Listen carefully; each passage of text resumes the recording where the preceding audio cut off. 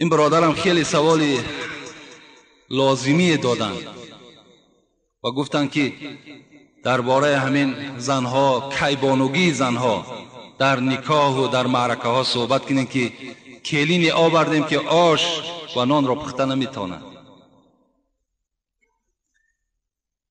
در اصل سبب این موجود است، سرچشمش معلوم است. سرچشمه این درد از قرآن و از اسلام دور بودن پدر و مادر و فرزند هاست. امروز پدر و مادر یک ماه فقط متریال، فقط جیل پوستک به همون عروس میخرد. یک ماه کامل بود نمیکند. یک ماه کامل. حاضر باز حساب بگیم ما داده شده است که ماشین های میدانی بلکه همون کانتینر های دراز پر میکنند و به خانه شهر روان میکنند. آیا شما از زردی دندان خود و سیاهی دندان خود شرم دارید؟ غمگین نباشید. طبابت این دندان های خنک گرفته و این چونین سفید کردن دندان ها، این چونین راست کردن دندان های کج شده، دکتری دندان در فدراسیای روسیه شهر مسکو در رقم های روی اکران بوده در تماس باشه. پیامبر اسلام درود خداوند بر او باد میفرمایند حجامه شفای امتی من است. شما اگر از بیماری های فشار بلندی، استخوان، رادیکولیت، پروستاتیت، گریژا، روماتیسم، بیماری های سیستم خونگرد، فشار خون، بیماری های دل، درد سینه، تنگی نفس، درد سر و درد چشم و یا اینکه خیرگی چشم و این چونین از وزن زیاد یا اینکه کم وزنی رنج میبرید، حتما در رقم های روی اکران بوده در تماس باشید. السلام علیکم و رحمت الله و برکاته. دوستان عزیز، اگر با شما داروهای گیاهی از الافتیار شده به یگان خیمیکات لازم باشد، مرامت فرمایش دهید. در داروخانه شفافرما دارو برای قریب که همه مشکل‌ها هستند. دارو برای درد پا، دست، میون، روماتیسم، بغم درد، فربشیدن، خراب شدن، بقوت کردن مردانگی، برآوردن موی سر و ریش و همچنین برای پروستاتیت هستند، برای خراب شدن و فربشیدن چگونه که گفتیم. صابون ها هستند برای پوست رو، برای ماشین را گم کردن یعنی که جنجیر رو را، و زبنوی پست از چوبی مسواک هستند برای سر سیاه کردن، هنی هستند و دیگر رنگ ها هستند. مرحمت برادران عزیز، فرمایش ده. همچنین روغن خلبه، سیاه‌دانه و دیگر روغن های طبیعی تازه هم هست. شخصانی که خواهش گذشتن سرحد قزاقستان را از شهر مسکو دارند، برای شما بهترین کمپانی را توصیه می‌دهیم. کمپانی دارای ماشین های زمانوی است. شما را آمده از جای زیستتان گرفته با سرحد قزاقستان برده و ساق سلامت با خواست الله آورده میرسانند. در دکومنت ها یگان مشکلی باشد خودشان حل میکنند. و خوبی کمپانی در این است که برای زنها امکانیت رفتن را داده است. با ماشین های مخصوص و راننده زن می باشد. از نام شبکه حاجی میرزا گپ زنید، برای شما تخفیف کرده می شود. معلومات بیشتر بر رقم های روی اکران بوده تماس بگیرید. پدر و مادر مجبور هستند تأمین میکنند، لیکن تا امروز نشنیدیم که یگان عروس ما و شما در زیر کش یک قرآن گرفته خانه شوهرش رفته باشد. نشنیدیم، ندیدیم. در یگان قلین تا حال یگان عروس فرمایش یک قرآن نداده است.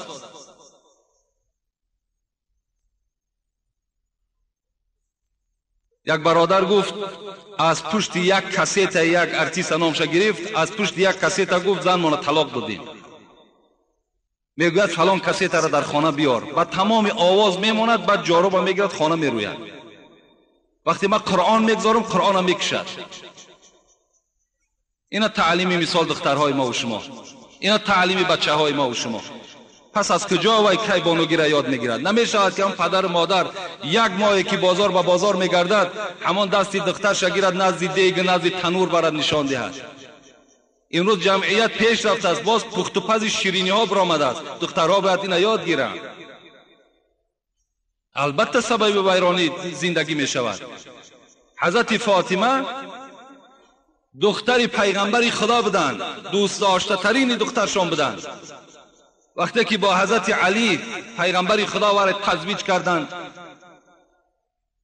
حضرت علی را تسلیمش کردند، فریاد زدند که ابوبکر نزد من فریاد کنید، عمر، عثمان، حضرت اسامه را گوید پیش من بیاید. وقتی آمدند حضرت گفتند که همینجا یک مقدار مال هست، جهاز حضرت فاطمه است، همینه به خانه علی میبریم. گفتند میلش. چی بود؟ طاحونتون، یک آسیابی دستی داشت، جو میده میکرد با دستش. دختری پیغمبری خدا فاطمه زهرا، شفاعت کننده کل زنهای امت، یک آسیابی دستی، جلدن مطبوغن، یک جای نماز، وسادتون حشوها لیف، خدا رحمت چون، یک تکسری پختش از لیف بود، یک دانه تکسری، 40 کرته نه، 40 رویمال نه، 10 تن کرپه و کرپچه نه، بلکه یک تکسری لیفش از خرما بود. قرآن، یک قسمت قرآن در زیر کشش، کوزن و قسعتن، یک کوزه طهارت داشتن، یک کاسه خراخری. وقتی میگه حضرت فاطمه را برآوردن که چهرهش خشبش میگه مثل پیغمبر بود. وقتی از خانه برآوردن عروسه، یک رویمال پشمی میگه در بالای سر حضرت پرتافته بودند. صاحب درة الناصحین میگوید به خدا قسم میگوید در تاریخ خواندم که 12 پارگی داشتند. یک رویمالی که بالای فاطمه زهرا پرتافته شد.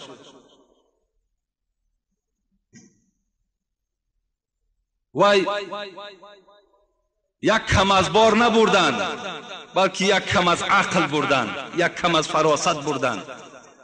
وای خدا ترسی داشتند. صاحب درة الناصحین میگوید که فاطمه با دستش آسیا و میگردانید، با زبانش قرآن میخواند، با دلش تفسیر میکرد، با پاهاش گاوره میجنبانید. امروز زنهای امت ببینید، زنهای ما و شما را تماشا کنید، کدام این به زبانش قرآن میخواند، کدام این خدمت شوهر کرده میتواند؟ هیچ کدامش. البته سبب ویرانی زندگی تمام فرزندای ما و شما میشود. بخواهیم که فرزندای ما و شما آرام زندگی کنند، دعای خوشتامن و خسر را گیرند، دعای شوهر را گیرند، باید تعلیم دهید در خانه، باید فراست نشان دهید، باید احترام نشان دهید، تا که شما در نزد همسایه شرمنده نشوید.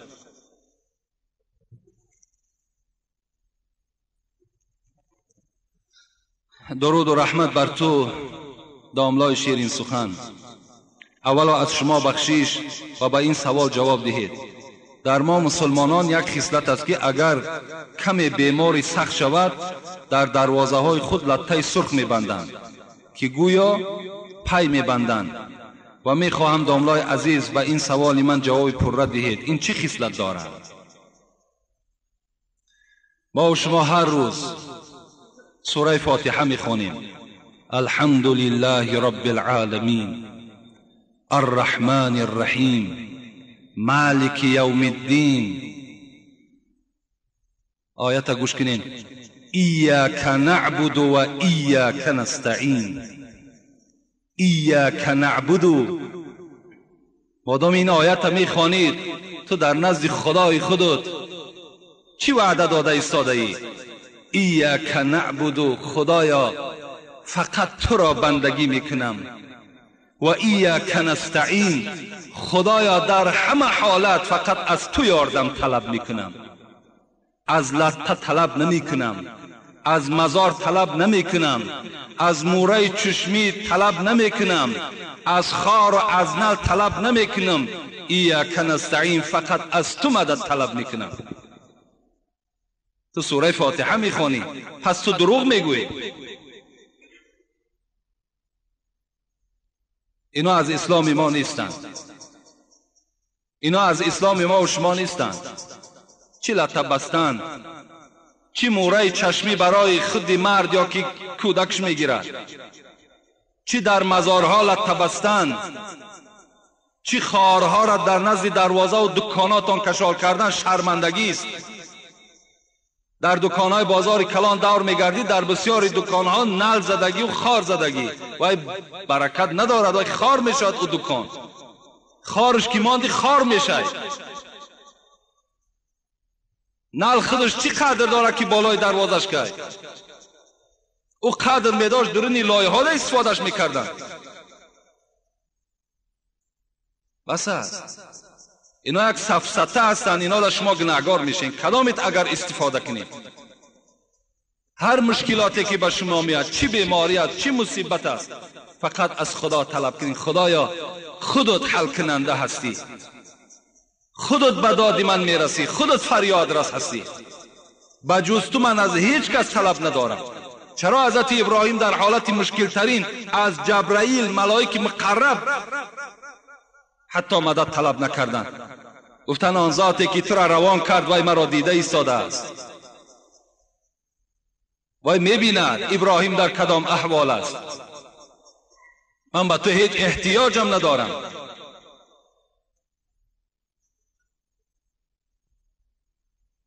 السلام علیکم و رحمت الله و برکاته.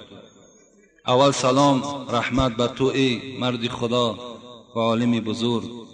و این سوال من جواب دهید. اگر نماز بریده شود، نماز را از سر میخوانی و اصلاحش را به ما گویید.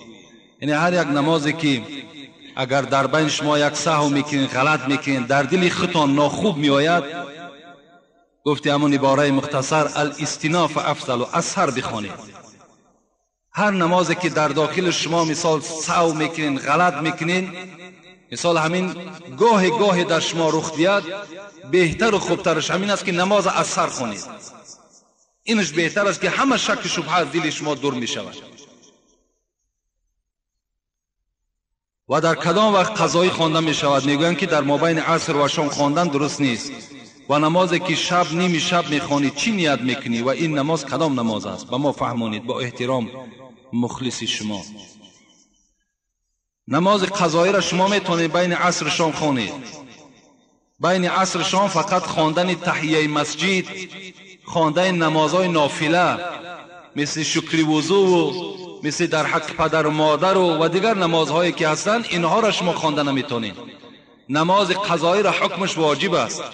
از این خاطر شما میتونید که بین عصر و شام نماز قضاییتون ادا کنید. درباره نماز شب برادر من سوال کردند. این نماز تهجد است. خوش به حال همون جوانمرد، خوش به حال همون پیرانسالی که ساعتهای 4 شب میخیزد، طهارت میکند، میآید بالای جای نماز می نشیند، از 2 رکعت تا 12 رکعت نماز تهجد است ادا میکند. و بعد او حدیث های قدسی است که خداوند فریاد میزد از کجاست همین بنده ای که از من حاجت طلب کند تا حاجتی او را برارم.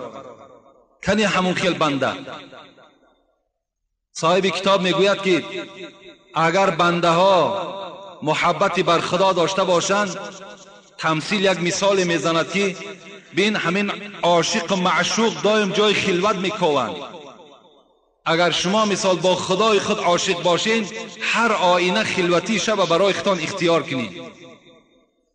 با عاشقی خودتان، با خدای خودتان راز بگین، صحبت کنین، پیشنهاد کنین. آن پرابلم و آن مشکلاتی که دارین پیش خدا را پیشنهادش که خدای همین را برآورده کن. کنی بین خدای تو به داد تو نمیرسد.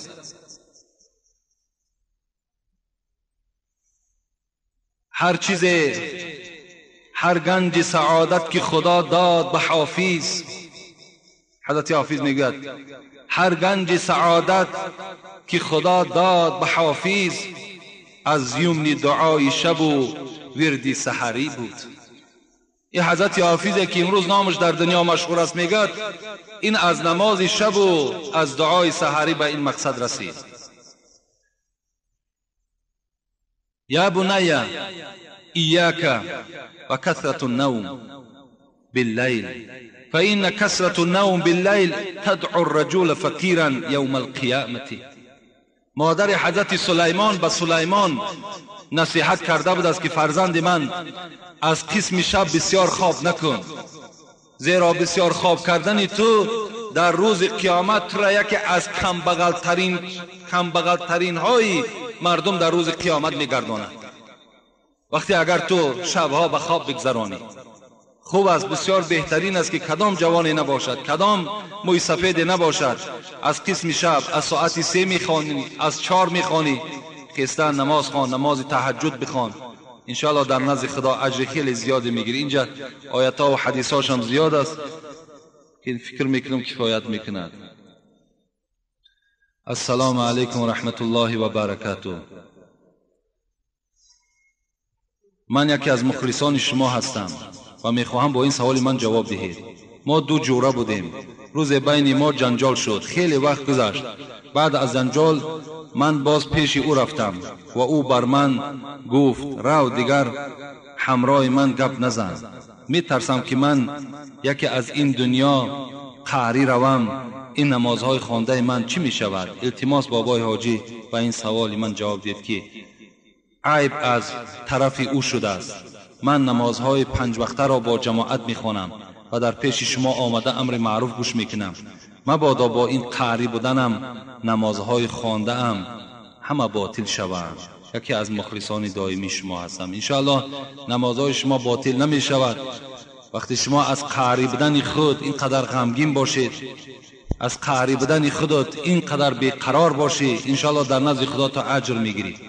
لیکن هر وقت همون جورایی که میبینی خواب با واسطه یک رفیقت است، خواب با واسطه خودت هست، سلام از وی کنده نکن. السلام علیکم گفته دستش بگیر، با او سلام کن. اگر صحبت کرد میلش، صحبت نکرد، آن چیزی که در دل توست در نزد خداوند خودش معلوم است. پیغمبر گفتن الصلح خیر، همه وقت صلح بهتر است، آشتی بهتر است. کاری کنین، راهاشا بیابین که با یکدیگر قهری نباشین، با یکدیگر ملال نباشین. اگر کدامت که اگر تکبری میکنین، سرخم نمیکنین، من پیش وی نمیرم که وی گناهگار است، این صورت در شما از ثواب آن عبادت هاتون محروم میشین. برای خاطر خدا و پیغمبر خدا بار از پیش وی گذر کن، با او یک سلام کن و با او خبر ده که میلش انسان بی غضب نمی شود، انسان بی جنجال نمی شود. کردیم با گذشته صلوات گفتگی، با یکدیگر باز همون سلام تانک بر دوام نگه بداریم، انشاءالله ثواب میگیریم. لیکن وی اگر نخواست، وی گناهگار است، تو گناهگار نیستی.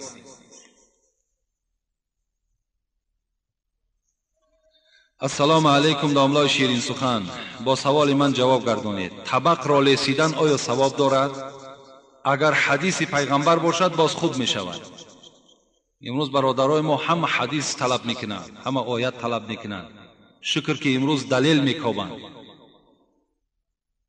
دلیل کافتن این نشانه با عقلی و با شعوری شماست که آیا در همین یک کدام مسئله نباشد کنی دلیلش. باور کن شما الحمدلله خیلی پیش رفتین. دیروز من در معرکه این بچه ها نشستیم، یک سخن گفتیم.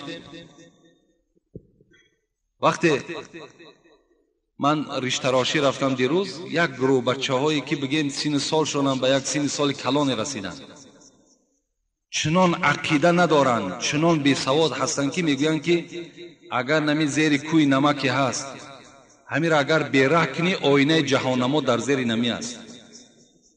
باور کن آینه جهانموش چی است؟ من گوش دارم، من با او توجه هم نکردم چی میگن آینه جهانموش در کجا باشه. اینو عیب هستن، اینو باید دیگر در معنی ما و شما باید که یک چگونه که خندیدین باید خنداور باشد.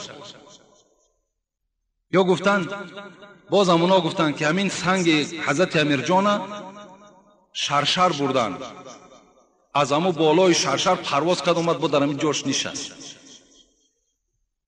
باور کنین حیرت دا میمانی که نخو آدم اینقدر بی سواد باشد، اینقدر نافهم باشد. اینا را باور نکنین. هر روز دوشنبه با یکی میگد، هر روز دوشنبه میگد، شب دوشنبه همین حضرت امیر جان میگد همین خوابگاش میآید. وقتی میآید میگد همین تریزای ما درست میلرزد. با خدا قسم همین را دیروز ما شنیدیم از زبان بچهای با عقل که تریزای ما میجنبه. وقتی حضرت امیر جان میآید مثال خوابگاش تا میدراید. بسیار یک بیسوادی است. انا برای اینا دلیل گفتن در کار کنی دلیلت. اینا دروغ هستند، اینا را باور نکنید. اینا یک مسخره کردن اینمی اسلام ما و شماست، باور کنید. اینا را این یهودی‌ها در دین ما و شما می‌درارند، نمی حکایه‌های بی معنی را، تا که ما و شما مثال گوش اندازیم. بعضی آدم با شعور و علم دنیایی داشته باشد میگه که همین اسلام همش نمتری دروغ است، اسلام همش حکایه است. اینا را دشمن‌های دین میکنند.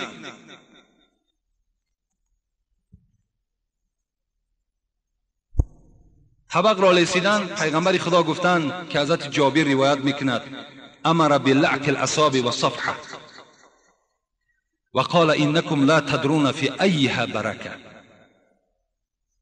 پیغمبر خدا گفتند شما را امر میکنیم اینکه انگشت هاتون بلیسین و طبق را هم، صفحه گفته طبق هم میگن، طبق را هم لیسین، زیرا اینکه شما نمیدانید در کدام مکان طبق برکات هست، شما نمیدانید. در دوام حدیث پیغمبر گفته است که ولا یمسح یده بالمندیل حتی یلعق اصابعه فانه لا یدری فی ای طعامه برکه. پیغمبر دستش در همون دستمال نمیشکیده است تا وقتی که اگر دستهاش نمیلیسیده است. از این خاطر لیسیدن طبق، لیسیدن دست شما بسیار برکات دارد، زیرا شما نمیدانید همون برکات طعام در کجای طبق است، در بینش است، در پهلوش است. از این خاطر طعام طبق تازه کنین، انگشت هاتون لیسین، انشاءالله شاید در کدام جایی که وای باشه شما دیراب که کرد.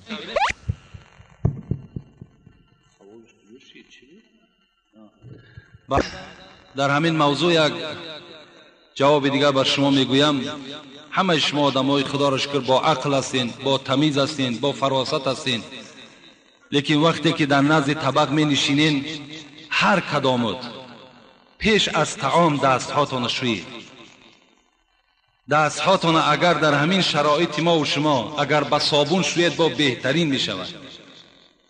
شما تصور میکنید همین دستای ما و شما تازه است، وقتی با صابون شوید بعد تماشا کنید که آب همو چخیل است. در چشم این چرک دست نمیتابد. وقتی با صابون میشوین باور که چقدر چرک از دست شما میریزد، که شما همون طعام گرم وقتی که همون دست هاتون با آب خنک میشوین با صابون نمیشوین، در همون داخل طعام همون چرک شما میرود، بعد شما مریض میشین، شما بیمار میشین.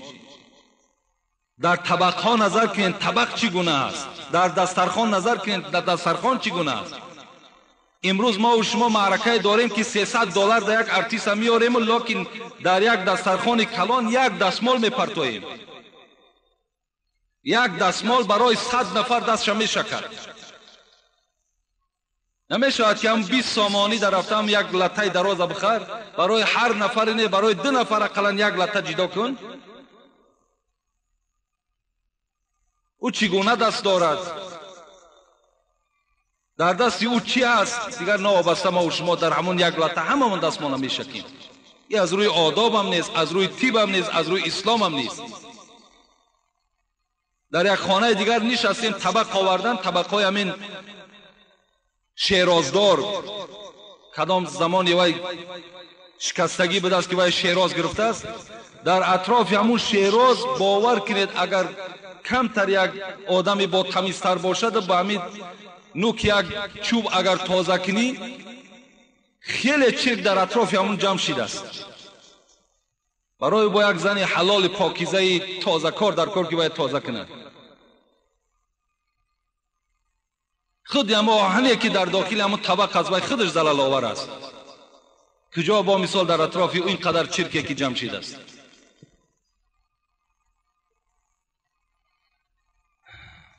سوال ها هم زیاد است. سلام داملای شیرین سخن، ما یکی از مخلصان شما هستیم. سوال: ترجمه حضرت یاسین و تبارک رو با ما فهمونید.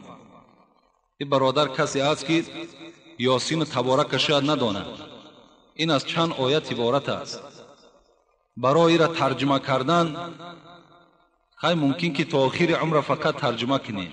اینقدر دراز آیت است. ترجمه آیت تبارک یاسین این خیلی وقتی زیاده میگیرد. اگر برای کسی باشد لازم باشد دعوت کند خانهش، انشاءالله میریم اونجا با فرجتر بعد تحلیلش میکنیم. برای اینجا در وقت کمه. نیت غسل را پیش از آبازی میگویی یا بعد از آبازی؟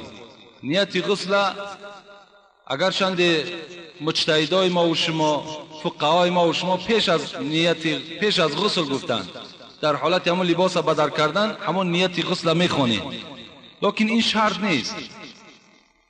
دانستن و ندانستن نیت غسل این شرط نیست. اگر ندانی هم در غسل 3 فرض است: دهان شستن، بینی آب گرفتن، تمام بدن ترک کردن.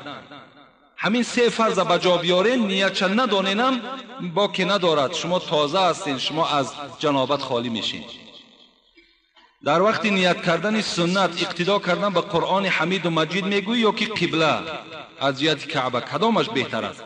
نیت کردن میگذارم نماز سنت الله اکبر بس از کفایت میکنه.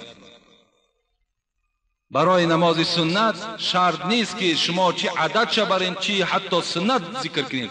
نیت کردم نماز میخوانم الله اکبر جایز میشه، حتی عباره مختصرم هست. لیکن اگر دلتون قرار نگرفت قرآن حمید و مجید شرط نیست. همون نیت کردم میگذارم 2 رکعت سنت نماز بامداد، روی آوردم به قبله به جهت کعبه، اقتدا کردم به امام حاضر ساده خالصا لله تعالی الله اکبر. اگر همین نارم نگوی الله اکبرم بگوی نماز تو درست میشه. ما سوداگران نماز پیشین عصر و شام را در بازار میخوانیم. هستن آدمانی که ما رو میگویند که بازار خانه شیطان است، در آنجا نماز خواندن درست نیست. و در آخر از خدای خود خواهانم که علم شما را زیاد گرداند و دولت زیاده گرداند که ما به نزد شما آمده از خدای خود و رسول خود با خبر میشویم. خدا شما را نگه بدارد. در بازار هستین، در کجای نباشین نماز خوانین. اگر نماز خانه شیطان است، در اصل شیطان های زیاد در بازار هستند و اون شیطان ها هم شیطان ها را با وسواس میکنن، شما را نه. همون شیطان هایی که در درون بازار هستند حق مردم میخرند، به انصاف هستند، دروغ میگویند، انا اونا شیطان هستند. شیطان با اونا کار دارد، با شما کاری ندارد. زیرا همون خود شیطان پیروی همونا هست، اونا پیروی شیطان هستند. هر دینا رفیق هستند. اونا با یکدیگر سر کار دارند. با آدم نمازخوان و با آدم عادل، با آدم راستگو و راست قول اونا کاری ندارند. اونا زورشون هم نمیرسند. و آخر دعوانا ان الحمد لله رب العالمین. خداوند عاقبت همه ما و شما را به خیر بگرداند، مراد و مطلوب های ما و شما را حاصل بگرداند و تمام این برادرانی که به ما سوال کردند و سبب نگاه کردن بر کتاب ها شد، خدایا عمر دراز و تن صحت نصیبشان بگرداند و شما چی مراد، چی مطلوب، چی مقصودی که در دل دارین خدایا برآورده بگرداند. تا جمعه دیگر خدا شما را در حفظ امانش نگه بدارد. آمین یا رب العالمین. برادرانی که خیر احسان هم کردن و در صندوق خیریه هم که امروز بیرون مسجد است که وای هم در همین آبادانی مسجد صرف میکنیم، خدای مهربان در هر یک عددی درهمی که پرتافتند خدایا عمر درازشان دهی. خدایا هر مرادی که دارن مراد مطلوبشان حاصل بگردانی و دولتشان خدایا زیاده بگردانی. آمین یا رب العالمین. و ما یک سپارش هم دادن از طرف حکومت که همه شما میدانین روز یکشنبه روز انتخابات است. انتخابات نمایندگان چی جمهوری و مجلس عالی و چی شهری و چی ولایتی و چی ناحیوی، همه اینها انتخاب می شود و اینم خیلی یک معرکه مهمی هست. اگر چی شاید بعضی شما بگین خیلی هیچی گپی ندارد، نه هیچی گپی دارد. بسیار مهم معرکه هست. مهمیش به معنای اینه که همه شما مسئول و وظیفه‌دار هستین که در انتخابات اشتراک کنید. روز 27 پرسان کنید که در کدام موضع ها شما نامنویس میشوین، زیرا امسال دعوتنامه نداره. رفته در همونجا آن شخصی که برای شما باوریناک است، ارزنده است، انتخاب کنید. البته امروز اگرچند مسجدها از سیاست دور هستند، در مسجد باید که سیاست دولت پیش نرود و هیچ ملا هم هیچ مسجد هم حق ندارد که شما را تبلیغ کند که فلان حزب فلان آدم شما اختیار کنید. این حق ما نیست. همه شما الحمدلله امروز آدمای با عقل هستین، با فراست هستین، خودتان سیاه را از سفید جدا کرده میتونید.